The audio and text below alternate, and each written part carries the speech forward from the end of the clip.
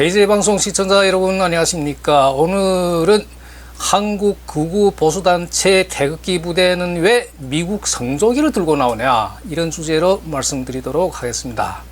오늘 오전에 공수처에서 윤석열 체포영장 집행을 하다가 이제 실패했죠.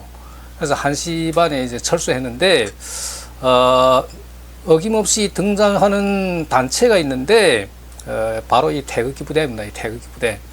이 태극기 부대는 8년 전 박근혜 대통령 탄핵될 때도 이분들이 적극적으로 이렇게 나왔죠. 지난 밤에는 이제 밤 새면서 이제 지켰다고 그럽니다. 한남동 관저 근처에서 밤 새면서. 그럼 이 사람들은 왜 이렇게 열성적으로 보수의 대통령들이 탄핵될 때면 이렇게 지키려고 나설까? 이 사람들은 자기네 어떤 신념이 있습니다. 무슨 신념이냐면 자기네가 나라를 지키는 세력이라고 생각해요. 나라를 지키는 세력. 윤석열 대통령이 무슨 자꾸 이래 반국가 세력, 반국가 세력 이런 얘기를 하는 것처럼 이쪽이 뭐 진보 쪽이나 이런 데는 이제 반국가 세력이고 자기네 태극기 부대는 나라를 지키는 세력이다, 이렇게 생각하는 겁니다. 이 사람들은. 그래서 이렇게 열성적으로 나오는 겁니다. 근데 문제는 뭐 열성적으로 나오는 거는 뭐 그렇지만 왜 그러면 이거 태극기 부대라고 부르는데, 그러니까 태극기를 들고 나와서 이제 태극기 부대라고 그러겠죠.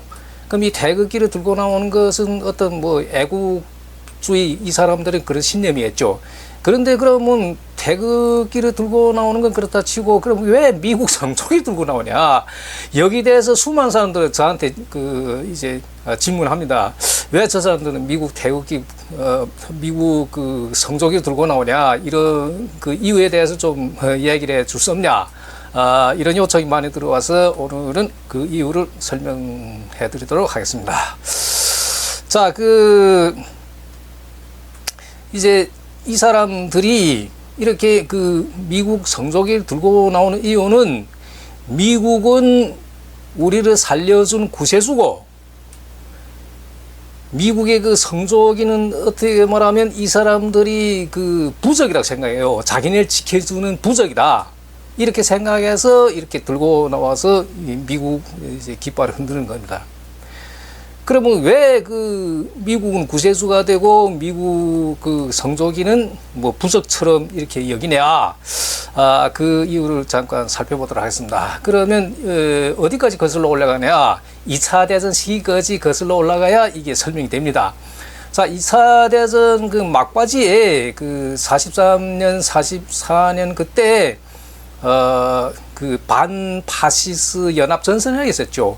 미국, 뭐 소련, 그다음에 뭐 영국, 중국, 이 주요 4개 나라 수상들이 이제 두 차례 모여서 독일과 일본이 패할 것이 뻔한데, 그러면 전쟁이 끝난 다음에 세계 질서는 어떻게 할 것이냐, 이 회의를 했습니다. 두 차례.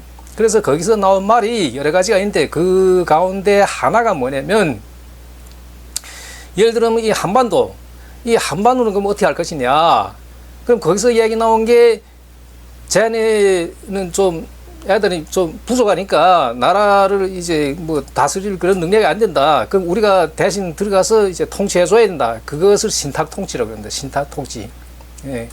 마치 뭐 돈을 은행에다 맡겨서 무슨 이렇게 운영하는 것처럼, 나라도 이 안에는 한반도 쟤네는 국민들은 나라를 다스릴 자격이 없으니까 자기네 들어와서 통치해줘야 된다. 그래가지고 이제 48년 8월 15일 광복 직후에, 광복되자마자 미군이 이제 남한에 들어오고 소련군이 이제 북한 들어왔던 거죠. 그때 이제 뭐 38선을 긋는데, 이 38선을 그은 장본인이 미군 중령 이 두 사람입니다. 이 딘 러스크하고 찰스 본스틸이라는 사람인데, 이 사람은 후에 미국 국무장관까지 했습니다. 그래서 이 38선을 그은 것을 이제 자랑스럽게 말하면서 이제 운명적인 결정이었다, 이런 이야기도 했습니다. 이 두 사람이 주도해서 이제 38선을 그었는데 처음에는 이게 그 38선인 것이 아니라 3구선이라고 그랬던 이게 38선이 무슨 북위 38도선이라는 얘기죠. 그래서 원래 그은 것은 39 북위 39도선인데 후에 뭐 이렇게 38도선으로 이제 수정됐다고 그럽니다. 자, 그건 그렇고 이렇게 해서 이 두 사람이 미군 중령 이 두 사람이 이 한반도의 그 누구하고도 뭐 상의 한마디도 없이 30분 만에 결정해서 그냥 뭐 확 그어버린 겁니다. 이렇게. 그러니까 사실상 이때가 지금 분단이죠. 이때부터. 뭐 모르는 사람들은 뭐 후에 그 6.25 전쟁 끝나서 이제 분단 때는 그렇게 생각하는데 사실 이때 분단된 겁니다. 이때. 그래서 그 미군이 그 38선 남쪽에 들어와서 이제 통치하기 시작했는데 그것을 미군정 시기라고 그래요. 그 미군정 시기가 3년 갔는데 48년에 이제 8월에 남한에 정부 수립되고 그 다음 달에 이제 9월에 북쪽에서 이제 정부 수립되고 그러니까 그럼 미군하고 소련군이 이제 서로 상계해가지고 다 철수했습니다. 각 나라 자기네 나라를 다 갔어요. 철수했는데 1950년 6월 25일 이제 전쟁이 한반도 전쟁이 일어났죠. 그래서 그거 뭐 남침이네 북침이네 무슨 뭐 이런 개념상의 혼돈도 되고 한데 뭐 지금까지 결론은 거의 뭐 북쪽에서 쳐내려왔다 뭐 이렇게 결론 짓는데 여기에 대해도 말이 많습니다. 미군이 뭐 북을 치도록 유도했다 뭐 이런 이야기도 있는데 이건 뭐 역사적으로 검증된 이야기는 아닙니다. 근데 요즘에 그 윤석열 정부에서 자꾸 뭐 이렇게 북을 뭐 남을 이렇게 뭐 국지전을 일으키도록 뭐 유도했다 뭐 이런 말도 자꾸 나오는데 남한에서는 이때까지 뭐 여러 가지 보도하면 계속 이렇게 뭐 북이 뭐 도발한다 뭐 이런 식으로 보도했잖아요. 근데 이번에 보니까 좀 남한에서 뭐 이번뿐만 아니라 과거에 뭐 이해창 대선 때도 그 북에다 돈 주면서 뭐 이렇게 국지전 그렇게 벌이도록 그것이 이제 북풍이라고 그러는데 이번 이제 계엄 사태에서 드러난 것이 역시 이런 그 북에서 도발하도록 뭐 유도했다 뭐 이런 이야기도 나오는데 자 그건 뭐 그렇고 지금 이야기하고 싶은 건 뭐냐면 이게 원래 분단이 안 됐다면 이 남북전쟁 한반도 자기네 민족전쟁이라는 건 없는 거죠. 그래서 이렇게 분단되니까 이렇게 뭐 남침도 북침도 하여튼 뭐 전쟁이 일어났는데 전쟁이 일어나니까 이 북쪽의 군대가 좀 군사력이 강하니까 뭐 3일 만에 서울을 이제 점령하고 한 달 만에 이제 낙동강 지역까지 밀고 내려갔습니다. 그렇게 되니까 이승만이 미국에다 요청했죠. 지원을 요청했죠. 그래서 일본에 주둔했던 메가더 장군이 인천 등륙 그 유명한 인천 등륙 작전량이 있잖아요. 그 인천 등륙에 성공해서 그게 무슨 5,000분의 1이 무슨 확률이라나 무슨 어쩌나 그게 성공 도저히 될 수 없는 일을 뭐 성공시켜서 등륙해서 이제 북쪽으로 확 또 밀고 나가는 거죠. 그 뭐 북한 쪽의 군대가 아무리 뭐 강하다 해도 유엔군은 이길 수가 없는 거죠. 미국이 주도한 유엔군은. 그래서 압록강 지역까지 유엔군이 탁 밀고 이제 북쪽으로 올라갔습니다. 그렇게 되니까 이제 또 중국에서 지원군을 이제 보냈죠. 그렇게 되니까 중국의 지원군 숫자가 많으니까 유엔군이 또 밀리게 됐어요. 그래서 지금 이 38선 있잖아요. 이 38선에서 밀고 당기고 뭐 이렇게 뭐 자꾸 이렇게 싸움하다가 거의 3년 동안은 이 근처에서 밀고 당기고 많이 싸웠습니다. 그러다가 이제 1953년에 7월에 이제 휴전 협정을 맺죠. 아직까지 완전한 정전이 아니고 휴전이 우리 잠시 쉬자 한 것이 반세기 넘어진 겁니다. 자, 그건 그렇고 자 이게 지금 무슨 이야기냐면 만약 미군이 그때 인천 등陆작전 뭐 해서 이렇게 안 왔다면 남한이 북한한테 완전히 먹혔겠죠. 그러니까 이 남한의 입장에서는 미국이 구세주가 된 거죠. 뭐 전쟁 피해 본 분들은 뭐 미국을 구세주로 여기고 이건 뭐 이해됩니다. 이해 안 되는 건 아니에요. 근데 전쟁 일어나지 않아도 될 전쟁이 일어났다는 그 원인을 따져보면 1차적으로 일본이 식민지 됐고 이제 45년에 일본이 망하면서 미군이 여기 들어와서 3.8을 그어놨다는 거야. 그래 분단됐기 때문에 6.25 전쟁도 일어났다는 거. 그럼 자기네 전쟁 일으키도록 하고 또 와서 뭐 구세주처럼 등장해서 뭐 이렇게 한 거죠. 그러면 그 앞의 역사를 사람들이 기억 안 해요. 그냥 미국이 들어와서 우리를 구해줬기 때문에 구세주다. 이렇게만 지금 기억하고 있는 거죠. 그래서 뭐 어찌됐든 그 전쟁에 피해를 본 분들 입장에서는 뭐 미국을 구세주로 여기고 뭐 이렇게 하는 것까지 이해됩니다. 자, 그래서 이 그 태극기 부대는 이제 애국주의 입장에서 이제 태극기를 들고 나오고 또 역시 미국을 구세주 입장으로 보는 이런 차원에서 미국 뭐 이렇게 성조기 들고 나오는 거죠. 미국은 우리 뭐 구세주다. 미국 성조기는 우리를 지켜주는 부석과 같은 존재다. 뭐 이렇게 여기는 거죠. 그래서 결론을 말씀드리면 태극기 부대는 미국 성조기를 들고 나와서 흔든다.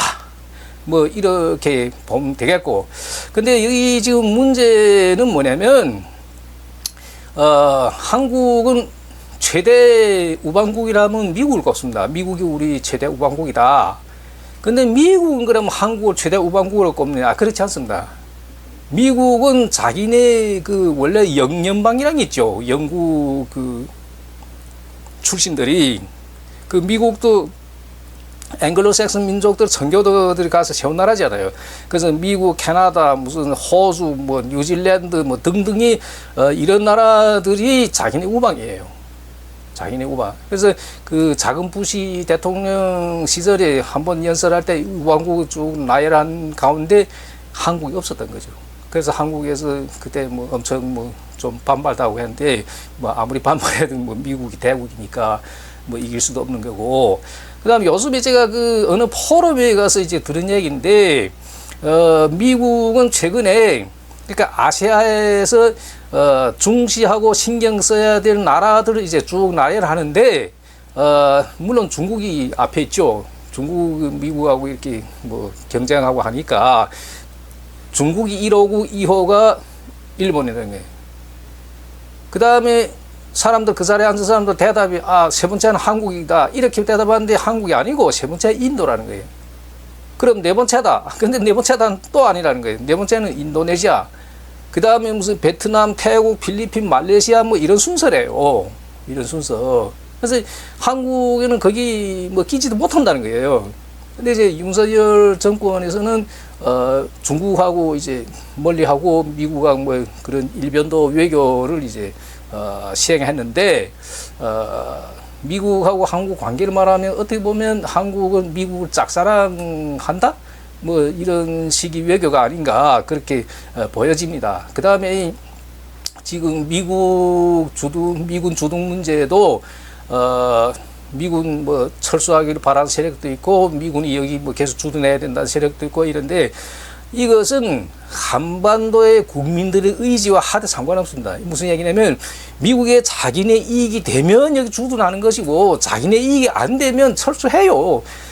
바지가랑이 잡아도 여기 안 있습니다. 자기네 떠납니다. 지금 트럼프 지금 2기 행정부가 이제 다음 달이면 들어서는데 트럼프가 방위비 내라 그렇지 않으면 우리는 뭐 떠나겠다 이렇게 자꾸 협박하지 않아요. 그래서 뭐 이게 앞으로 어떻게 뭐 미국하고 한국이 쟁점이 될 것인데 그건 뭐 지켜봐야 되겠고 하여튼 지금 그 보수 쪽의 태극기 부대뿐만 아니라 이 보수 쪽의 인사들은 어떻게 생각하는가 하면 윤석열이 아무리 잘못해도 박근혜 아무리 잘못해도 문재인이나 뭐 이재명처럼 나라를 북쪽에다 팔아먹지는 않을 것이다. 그래서 이 박근혜나 윤석열을 지켜야 된다. 이런 입장이에요. 그러니까 이런 맥락에서 태극기 부대도 이제 열성적으로 나오는 거고 또 이제 그 애국지 입장에서 태극기 부대라고 이름 짓고 그 다음에 또 이제 그 뭐냐면 그 미국을 구세주라 여기고 미국의 기대, 성조기를 부적이라고 여기고 이렇게 시위할 때면 들고 나와서 흔든다. 이렇게 이해하면 되겠습니다. 오늘은 여기까지 이야기하겠습니다. 많은 시청 바라겠습니다. 감사합니다.